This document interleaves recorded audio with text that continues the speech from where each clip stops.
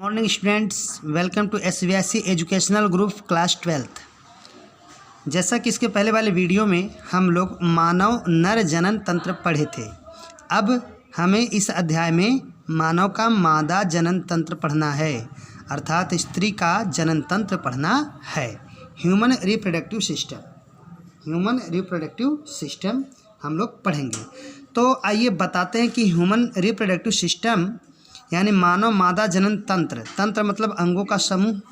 तो यहाँ पर कौन कौन से इस तंत्र में अंग हैं, इसको पहले जान लें। तो आप देख सकते हैं नीचे यहाँ पेज पर कि एक जोड़ी अंडाशय, ठीक है। अभी हम चित्र में सब समझाते हैं। एक जोड़ी अंडवाहिनी, एक गर्भाशय, एक ग्रीवा, एक योनि और बाह्य जनन इंद्री। बाह्य जनन इंद्री में तमाम चीज़ें हैं, अभी उसको हम लास्ट में बताते हैं आपको, ठीक है। तो चलिए देखते हैं कि चित्र में कौन कैसे कहाँ सेट है। तो आइए सबको अब हम चित्र के माध्यम से समझते हैं। तो पहले आप चित्र को अच्छे से देख लीजिए। ये है चित्र, इसका मैं फ़ोटो भी क्लिक करके साफ साफ भेज दूंगा और आप लोग चित्र को बना लीजिएगा। तो चलिए समझते हैं, ठीक है। तो ये देखिए, ये जो बड़ी सी पॉकेट जैसी रचना दिख रही है, ये थैली बड़ी सी, यही है गर्भाशय। क्या है? गर्भाशय। यहाँ से स्टार्ट करने पर आपको ज़्यादा समझ में आ सकता है। वहाँ से आप देख रहे हो कि दो पाइप की तरह, दोनों साइड में पाइप की तरह दो रचनाएं दिख रही हैं, दो स्ट्रक्चर्स हैं। इन्हें हम फिलोपियन ट्यूब, यहाँ देखिए यहाँ लिखा है फिलोपियन ट्यूब या ओविडक्ट या अंडवाहिनी कहते हैं, ठीक है। तो ये पूरी रचना, और ये इसके चार पार्ट इसमें दिखाए गए हैं। फिलोपियन ट्यूब में चार पार्ट दिखाए गए हैं, एक स्तमस, एम्पुला और इनफंडिबुलम तथा फिम्बरी, ठीक है। तो और यहाँ क्या देख रहे हैं आप लोग, ये पाइप देखें, ये बड़ी सी रचना होगी गर्भाशय। अब ये पाइप और ये पाइप जो आप देख रहे हैं फिलोपियन ट्यूब, ये यहाँ गर्भाशय में देखिए यहाँ खुल रहा है, ठीक है। आई बात समझ में। अब चलिए हम स्टार्ट करते हैं, एक क्रम से समझने का प्रयास करते हैं, ठीक है। तो चलिए आपको बताते चलें कि सबसे इम्पोर्टेंट, और इसमें जो प्राथमिक हर जैसे पुरुषों में प्राथमिक लैंगिक अंग वृषण था, उसी तरह से स्त्रियों में प्राथमिक लैंगिक अंग यहाँ पर क्या है?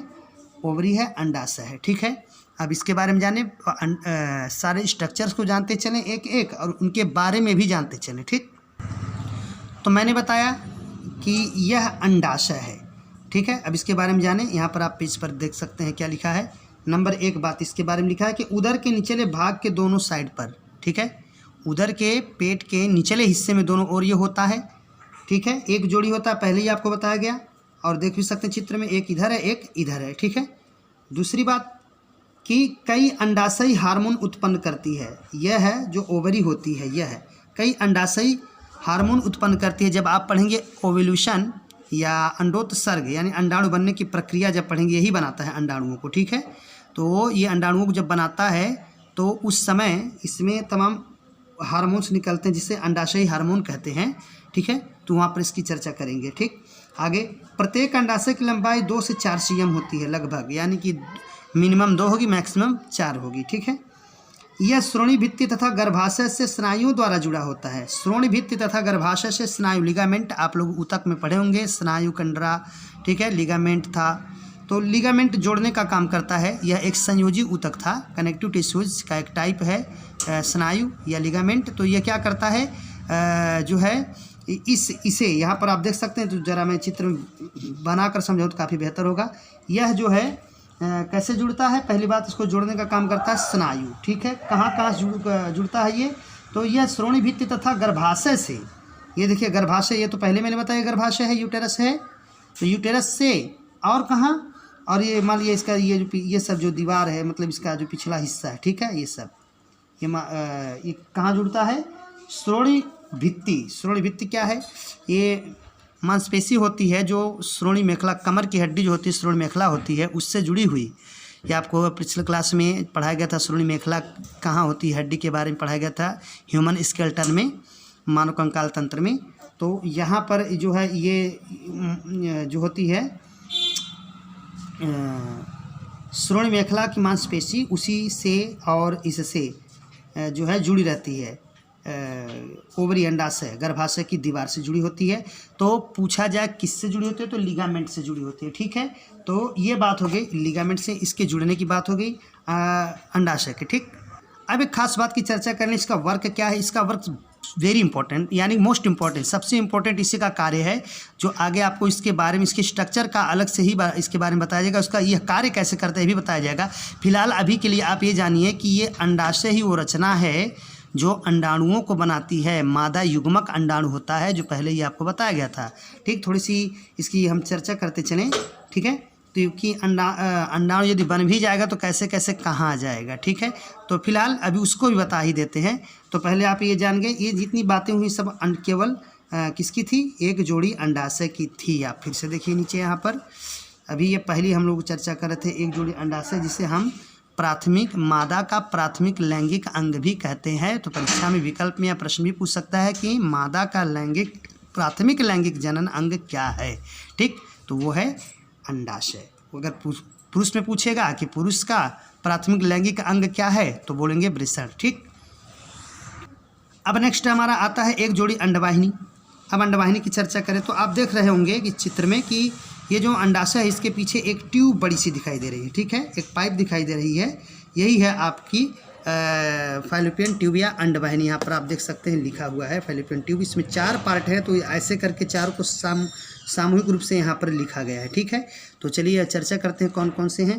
तो यहाँ पर आप देख रहे होंगे ये झालर नुमा रचना बनी है ऐसे ऐसे। ठीक है, इसे हम झल्लरी या झालर भी कहते हैं, इंग्लिश में फिम्बरी कहते हैं। ओके, उसके बाद पीछे इसका ये कीप नुमा रचना ऐसे, जैसे कीप होता है कुप्पी जिसे आप लोग अपनी भाषा में कहते हैं, कीप नुमा ये रचना, इतना एरिया इसका कहलाता है कीपक या इनफंडिब्यूलम। ठीक है, उसके बाद इसके एक लंबी सी जो रचना आप देख रहे हैं, यहाँ तक का एरिया, इतना एरिया कहलाता है एम्पुला या तुम्बिका हिंदी में। ठीक है, उसके बाद यहाँ संकीर्ण पथ होता है या स्तम्भ होता है, जो आगे चलकर गर्भाशय में खुलता है। आप यहाँ देख रहे हो खुल रहा है, तो ये तो टोटल गर्भाशय है, लेकिन इसकी कैविटी जो गुहा है वो क्या है, गर्भाशय गुहा है। आप यहाँ देख सकते हैं ये गर्भाशय गुहा है। ठीक है, यूटेराइन कैविटी इंग्लिश में बोलते हैं। ओके, अब हमारा शुरू होता है तीसरा। देखिए यहाँ पर फिर एक गर्भाशय, यानी अब गर्भाशय के बारे में चर्चा करेंगे। चित्र में एकदम साफ दिख रहा है गर्भाशय, ये बड़ी सी पैकेट जिसकी सबसे पहले हमने जो है चर्चा किया। तो इसमें आप देख रहे होंगे 3 स्तर दिखाई दे रहे हैं, एक ये ऐसे ऐसे, ठीक है, और एक ये सबसे बाहर। ठीक, और इसके बाद इन दोनों लेयर के मध्य वाला भाग, ये वाला भाग आप देख रहे हैं ऐसे ऐसे दिख रहे हैं। ठीक है ना, तो जो सबसे आंतरिक भाग है उसे गर्भाशय अंतः स्तर या एंडोमेट्रियम कहते हैं। ठीक, और जो सबसे बाहरी वाली लेयर है, ये वाली लेयर, इसे हम परिगर्भाशय या पेरीमेट्रियम कहते हैं। देखिए ये वाला लेयर क्या है, परिगर्भाशय या पेरीमेट्रियम। ठीक, और इन दोनों के बीच का जो हिस्सा है उसको कहते हैं मायोमेट्रियम या गर्भाशय पेशी स्तर। सबका इंपॉर्टेंट काम है। ठीक है, तो पीछे जो है हमने जैसे इसका स्ट्रक्चर बताकर और इसका जो है वर्क बताया, तो इसका स्ट्रक्चर बताया, इसका वर्क नहीं बताया, थोड़ा सा इसको वर्क भी जानते चलें। इसका मुख्य काम होता है, एक एक का जानते चल रहे हैं। जैसे यहाँ पर ये है क्या कहते हैं इसको, ओवरी। ठीक है, तो ओवरी जो होता है यह है अंडाणु जब बनाता है, यानी ओव्यूलेशन क्रिया करता है, अंडाणु बनाने की क्रिया ही ओव्यूलेशन है, तो वो अंडाणु मुक्त होता है। तो ये जो फिम्बरी झल्लरी आप देख रहे हैं, ये क्या करता है, ऐसे ऐसे गति करते हुए उसे पकड़ लेता है और पकड़कर फिर पीछे कीपक में भेजता है, और वह फिर तुम्बिका से होता हुआ स्तमस में आकर यहीं कहीं रुक जाता है। कौन, अंडाणु। सपोज करिए ऐसे आकर रुक गया। ठीक, आपको बताते चलें कि कई लोगों को गलतफहमी रहती है कि जो लोग थोड़ा बहुत गर्भाशय की रचना के बारे में जानते होंगे तो उनको लगता है कि जब इसमें शुक्राणु आता है तो ये अंडाणु इसी में यही बच्चा बनता है। पहली बात तो ये जान लीजिए कि गर्भाशय को हम बच्चेदानी भी कहते हैं। ठीक है, इसी में जो है बच्चे का विकास होता है। तो लेकिन निषेचन क्रिया यहाँ संपन्न होती है, और निषेचन क्या है, अंडाणु तथा शुक्राणु के मिलने से ज़ैगोट बनता है, युग्मनज बनता है। यही क्रिया क्या है, निषेचन है।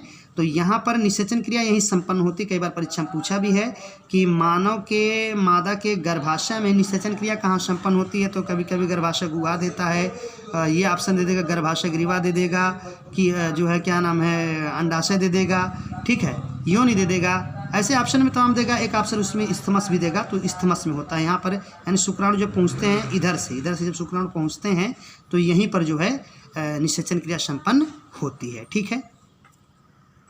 एक बात और बता दें आपको, थोड़ी सी इसकी लंबाई की चर्चा कर लेते हैं। तो आप यहाँ देख रहे हैं अंडवाहिनी जो होती है ओविडक्ट, या जो है यही अंडवाहिनी या ओविडक्ट, या इसी को और क्या कह रहे हैं, फैलोपियन ट्यूब की लंबाई लगभग 10 से 12 cm होती है। तो ये थे खास बातें इसके बारे में।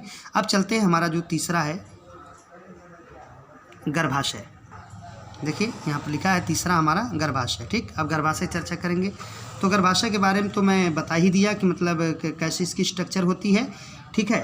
अब थोड़ा सा इसके कार्य के बारे में थोड़ा सा जान लें। तो गर्भाशय का जो एंडोमेट्रियम स्तर है, ये वाला लेयर अंदर वाला, ठीक है, यह चक्रीय परिवर्तन इसमें होता है, ठीक है। चक्रीय परिवर्तन का मतलब है जैसे स्त्रियों में MC वगैरह का आना, तो मासिक चक्र जो होता है, पिछली क्लास में थोड़ा बहुत उसके बारे में पढ़े होंगे। तो ये जो होता है चक्रीय परिवर्तन से संबंधित ये होता है, ठीक है, ये इसके लिए जिम्मेदार होता है। और जो भीतर वाला है ये इन सबसे बाहरी जो लेयर है परिगर्भाशय, ये वाला आप जो देख रहे हैं, ये इसको टोटल सुरक्षा देने का कार्य करता है। और इन दोनों के बीच वाला जो है मायोमेट्रियम, इसका मुख्य कार्य होता है प्रसव के समय काफ़ी तेज से संकुचित होना, यानी कि ये क्या करता है, ऐसे संकुचित कर करके बच्चे को थोड़ा सा आगे, यानी जब बच्चा पैदा होने का समय आता है तो ऐसे बच्चे को आउट करने में मदद करता है, ठीक है, संकुचित होकर ये मायोमेट्रियम, ठीक है। अब आगे की बात करें, आप यहाँ देख रहे हैं चौथे नंबर पर एक ग्रीवा एक योनि, इन दोनों को एक साथ बताएंगे ताकि ज़्यादा समझ में आए, बहुत लंबा है भी नहीं। तो देखिए आप यहाँ देख रहे हैं ये जो पाइप जैसी रचना दिखती है, यही जो योनि आपको दिख रहा है, ये भाग लिखा है ओपनिंग ऑफ वेजिना, ये बाहर आकर बाह्य जनन इंद्रिय का हिस्सा है ये। तो ये क्या होता है कि इसमें पुरुष का जो पेनिस होता है, जो शिश्न होता है, वो शिश्न इधर से ही यहाँ तक प्रवेश, योनि में प्रवेश कराकर, यहाँ से सपोज कीजिए ये शिश्न ऐसे है, तो यहाँ तक मैथुन क्रिया में यह प्रयोग किया जाता है। उसके बाद यहाँ से शुक्राणु फ्री होते हैं, कहाँ से, योनि से, ठीक है। योनि तक शिश्न आया, पेनिस आया, और वहीं से वो शुक्राणु को फ्री किया, जो यहाँ पर लिखा है गर्भाशय ग्रीवा, यहाँ से होता हुआ जो है, फिर इसका आगे काम पड़ेगा, बताया जाएगा। गर्भाशय ग्रीवा का और छोटा सा काम है, क्या है वो बताया जाएगा। और गर्भाशय ग्रीवा यानी ये एरिया गर्भाशय ग्रीवा और यह योनि के बीच एक जो नाल बनती है, नली बनती है, उसको कहते हैं ग्रीवा नाल या सर्विकल कैनाल, ठीक है। अब लास्ट टॉपिक हमारा है बाह्य जन इंद्रिय। इसमें क्या होता है इसके बारे में बताते हैं। तो स्टूडेंट्स ये देखिए, बाह्य जनन इंद्रिय यानी कि जो रचना थी जो आउट हो रही थी वो यहाँ आउट होती है। एक बार मैंने नाम लिया ना आउट होने का, वो यहीं आउट होती है, ठीक है। तो बाहर से देखने पर स्त्री का जननांग कैसा होता है, तो ऐसे होता है, बाहर लेयर टाइप होते हैं, ठीक है। तो जो बाहर लेयर टाइप होते हैं, तो स्टूडेंट्स ये जो बाहर का लेयर है ये लिबिया मेजोरा है, ठीक। इसके बाद एक अंतर की इसी की तरह एक अंदर की तरफ और लेयर होती है, इसे हम लिबिया माइनोरा कहते हैं। ये दोनों लेयर अंदर के जो जनन इंद्रिय है उसकी रक्षा करते हैं और बाहर से ढकने का भी कार्य करते हैं। लेकिन मुख्य रूप से आप यहाँ देख रहे होंगे, ये मुख्य जो आउट हो रहा था, जो छिद्र आउट हो रहा था बाहर वजिना के द्वारा योनि के मार्ग से, वो यहीं आउट होता है। तो यहाँ पर लिखा है वजिनल ओपनिंग, या इसको हम भग भी कह सकते हैं, यहीं से वो छिद्र जो होता है आउट होता है। और इसके चारों तरफ एक झिल्ली होती है जिसे योनि छद कहते हैं। और योनि छद क्या होता है कि ये जो है क्या नाम है, एक तरह से यूँ कह लीजिए कि यौन लक्षण के परिपक्वता को ये एक तरह से संकेत है प्रदर्शित करने का। दूसरी बात यह है कि मैथुन क्रिया में यह टूट जाता है। कभी कभी बिना मैथुन के ही स्त्रियां जब यौन अवस्था में होती हैं तो कार्य करती हैं, तो कार्य करते वक्त ही टूट जाता है, और जिससे थोड़ी बहुत मात्रा में ब्लीडिंग होती है, कुछ लोगों में अधिक ब्लीडिंग होती है। तो ये जो होता है कौमारी कहते हैं इसको। ये हाइमन जो होता है, एक झिल्ली होती है, यौन छद होती है, जो योनि को चारों तरफ से ढकी रहती है। ठीक है, लेकिन ये कहना गलत होगा कि मतलब किसी स्त्री के संभोग में ही मात्रें टूटती हो। ठीक है, तो ये कहना गलत होगा, ये कई कारणों से भी टूट सकती है। नेक्स्ट है, ऊपर आप लोग देख रहे होंगे जो है यूरेथ्रल ओपनिंग। यूरेथ्रल ओपनिंग इसी ये जो है आउट थोड़ा सा इस नली में, जो ये पूरी नली आप देख रहे हैं भीतर की तरफ यूरेथ्रल ओपनिंग होता है, यानी मूत्र नली मुख होता है, यहीं पर आकर मूत्र नली भी खुलती है जिससे यूरिन आउट होता है। ठीक है, उसके ऊपर अंगुली नुमा एक रचना होती है जो दोनों तरफ से लिफाफे की तरह ऐसे दिखती है, ऐसे ऐसे ऐसे दिखती है, आकर बंद रहती है।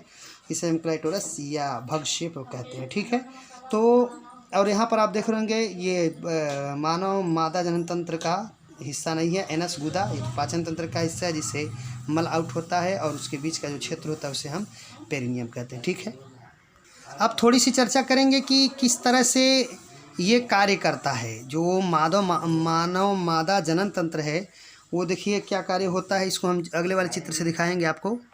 चलिए कोई बात नहीं, हम आपको ऐसे बता देते हैं कि आप तो वो देखें ना अंडाशय, अंडाशय में अंडाणु बनता है और वह फ्री होकर जो है फिम्बरी जो था उसके द्वारा पीछे जो कीपक था उसमें आ जाता है।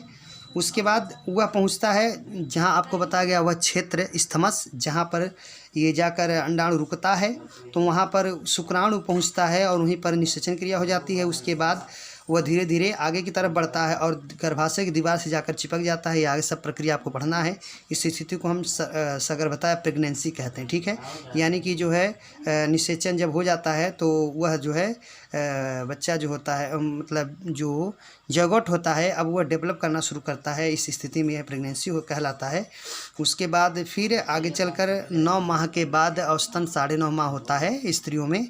उसके बाद बच्चे को जन्म देना प्रसव कहलाता है, डिलीवरी कहलाता है। ठीक है, तो ये सारे प्रोसेस हम एक एक करके ओव्यूलेशन, निषेचन, सगर्भता, प्रसव थोड़ा थोड़ा करके हम लोग पढ़ेंगे। तो स्टूडेंट्स उम्मीद करता हूँ आपको समझ में आया हो। तो याद रखें यह था मानव मादा जनन तंत्र। इस चैप्टर के भाग 3 है, तीसरे नंबर का वीडियो जा रहा है। तो इस तरह से आपने इसको देखा। तो कहीं कोई प्रॉब्लम होती है तो क्वेश्चन करिएगा। धन्यवाद।